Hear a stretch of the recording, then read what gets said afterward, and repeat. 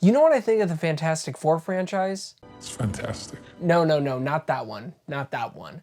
We're here today to talk about the...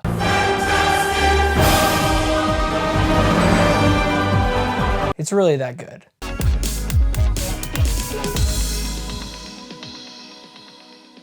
Forced to balance their roles as heroes with the strength of their family bond, I'm sorry, I'm probably going to be doing that throughout the entire review. The Fantastic Four must defend Earth from Galactus and the Silver Surfer. I have had full faith in this project ever since I heard Matt Shakman was attached to this film, because the most important thing that you need to work in a movie like this, especially the first family, Fantastic Four, is chemistry. So you're telling me the guy who not only directed one, but 43 episodes for It's Always Sunny in Philadelphia, directed this? Oh, boy. What the hell is she doing? She's bombing like crazy. What an idiot. I was awesome though, right? You? No, dude, you totally froze up out there. You sucked. Was not worried one bit. What can I say? This guy gets characters, specifically the dynamics, the bantering, comedic timing. It's all there. That's exactly what this film needed and what it nails down. Speaking of chemistry, you have the four leads: Pedro, Pascal, Vanessa, Kirby, Joseph, Quinn, Ebon Moss as the incredible Fantastic Four. You can easily identify them as totally different people from one another, especially when it comes to relationships specifically between Mr. Fantastic and Sue Storm, is the idea of how they both see things differently. How Reed will see a problem and will go to the worst possible scenario but wants to find a solution, and all Sue sees is a man that is worried and tied down and burdened. That's where Pedro Pascal really shines in this role of maybe being the new head of the MCU, almost likened to a Robert Downey Jr. Iron Man. Is Pedro does a great job in that leadership role, in a role that feels vulnerable. Not only is he a leader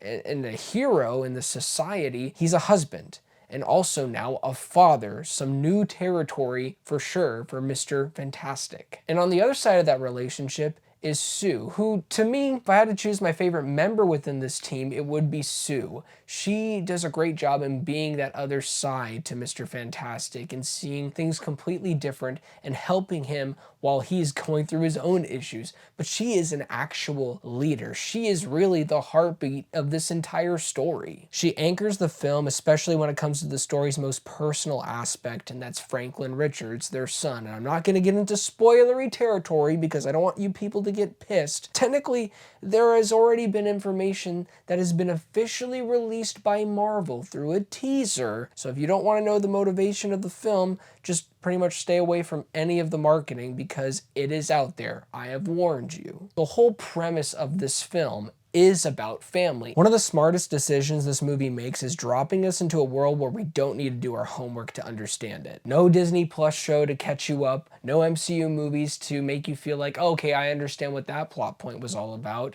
No, it actually feels like a refreshing take. A strong identity wrapped in a 1960s Jetson-style retro-futuristic setting. Something new for Marvel that actually feels new. The production value, the sets feel lived in and beautiful. It's colorful. Please go see this in IMAX. You will not regret it. You genuinely believe that you are in these individual environments. And on a cosmic level, the space sequences, no wonder why people have been comparing the visuals to Interstellar. I'm not saying it's as good as Interstellar, but I can see why people have been referencing that movie, because you have not seen in a cosmic level what Matt Shakman has done visually. I'm even saying that compared to movies like Guardians of the Galaxy, where that is literally entirely in space. This movie does things that is going to blow your mind, especially in an IMAX quality experience. Now, with all the praise for the visuals, I would like to think that we have learned our lessons from Twilight. Don't do CGI baby face. Oh, great heavens! Well, we have not learned that lesson. It's not as bad as Twilight Breaking Dawn Part 1, I think, or Part 2. Nightmare fuel forever. No, It's not like that, but it's very noticeable. And I can understand why in context they probably did that, but guys, I would think that if you are able to have the technology, same studio by the way, with Avatar, you are able to achieve that. You can't make a CGI baby work? Okay, then maybe just don't do it. Something though that worked completely well on the CGI department, not like CGI baby, is Galactus. He is massive. There's all those trailers, the teasers of having him basically right next to the Statue of Liberty. Nothing compared to when you actually see him on screen in context. He's freaking huge. No more cloud nonsense. We have the physical embodiment of this Marvel villain, and it's glorious. It also helps that you have a horror icon, most noticeably from the witch voicing Galactus. And I love that in the third act you can actually see how big he is when he is plopped down on Earth next to objects like buildings or skyscrapers. It gives you that feel of, okay, yeah, this dude is literally larger than life, and he's not just some little threat that's in the way of the Fantastic Four. He is a formidable foe. And we can't talk about Galactus without at least mentioning, no, praising the character of the Silver Surfer portrayed by Julia Garner. While at first her character may seem wooden with motivations that don't really seem that appealing because they're not really there, but there's a purpose for that, because throughout the story, especially with the character of Johnny, you start to get a piece of the puzzle of how exactly she is tied in with the narrative